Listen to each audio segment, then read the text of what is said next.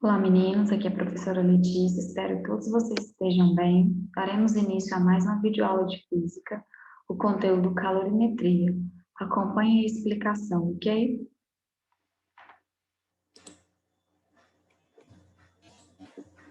Então, a calorimetria é a parte da física que estuda as trocas de energia entre os corpos ou sistemas, quando essas trocas se dão na forma de calor.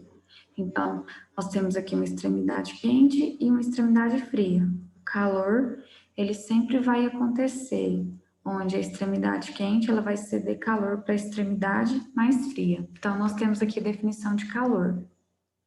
É a energia térmica que passa de um corpo com maior temperatura para outro com menor temperatura. Então, sempre da extremidade mais quente, que é aquela que tem maior temperatura, para a extremidade mais fria, que é aquela que tem menor temperatura. Quando não há diferença de temperatura, ou seja, quando eles estão com as temperaturas iguais, né, esses dois corpos, não existe calor.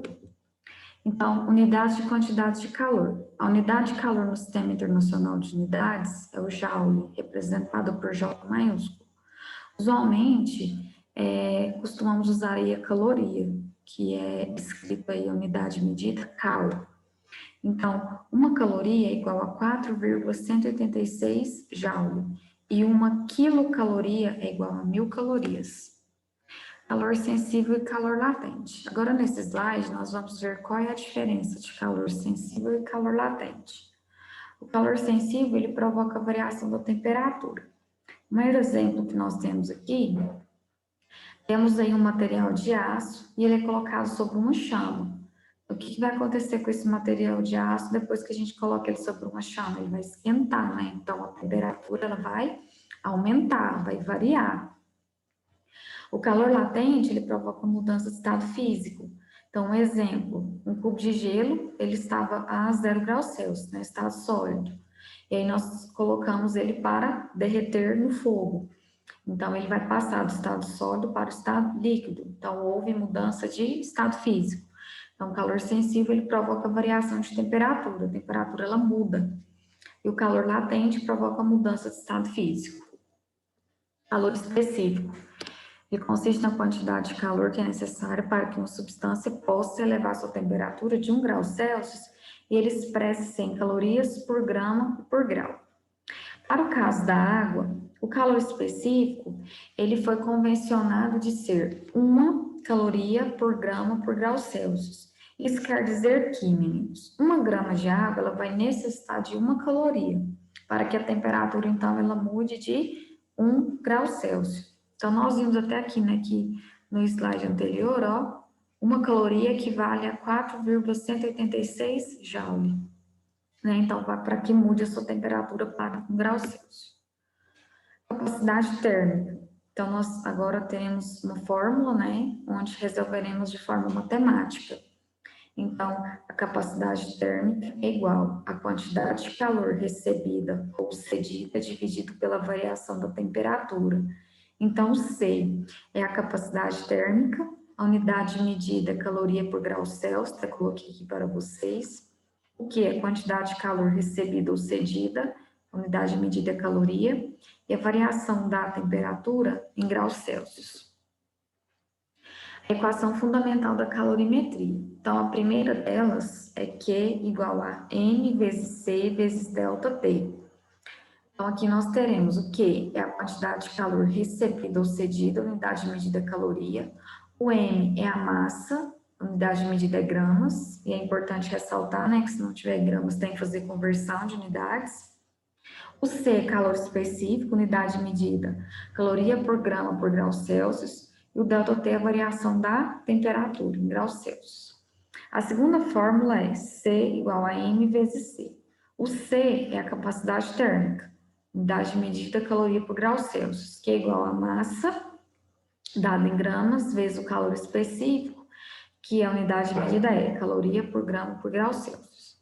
Então, nós temos aqui duas observações importantes. Se a temperatura final do corpo ela for maior que a temperatura inicial, então o corpo recebe calor. Então, quer dizer que o Q aí, ó, é maior que zero. Se a temperatura final, né, for menor que a temperatura inicial, o corpo cede calor. Então, a quantidade de calor aí vai ser menor que zero.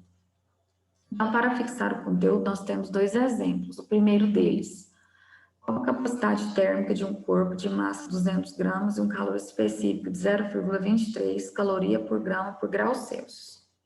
Nos exercícios de física e de outras disciplinas aí das exatas, facilita muito quando nós retiramos os dados do exercício, até porque nós estamos usando uma fórmula, né? E aí fica mais fácil para sabermos o que estamos procurando. Então, nós temos aí a massa, 200 gramas, o calor específico, 0,23 caloria por grama por grau Celsius. Ele está pedindo para calcular a capacidade térmica, o C. Então, capacidade térmica é igual a massa vezes calor específico. Capacidade térmica é igual a 200 vezes 0,23. Capacidade térmica é igual a 46 caloria por grau Celsius. Número 2. Que quantidade de calor deve ser fornecida a 500 gramas de água para que sua temperatura passe de 30 graus Celsius para 50 graus Celsius? Ele forneceu o exercício que o calor específico da água é 1 caloria por grama por grau Celsius. Retirando os dados, a massa 500 gramas, calor específico 1 caloria por grama por grau Celsius, temperatura inicial 30 graus Celsius, temperatura final 50 graus Celsius. Primeiro passo aqui, ó, é calcular a variação da temperatura, o ΔT, que será a temperatura final menos temperatura inicial, então 50 menos 30, 20 graus Celsius. Depois que eu calculei a variação da temperatura, eu vou calcular, então, a quantidade de calor, que é o Q. Então, quantidade de calor é igual a massa vezes o calor específico vezes a variação da temperatura. Quantidade de calor é igual a 500, que é a massa, vezes 1, que é o calor específico, vezes 20, que é a temperatura. Então, a quantidade de calor é 10.000 calorias.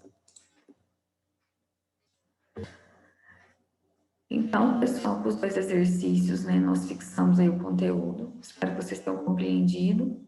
Caso não tenham compreendido, só me enviar uma mensagem lá no WhatsApp, assim que vocês receberem os exercícios, né, que estarão presentes no blog.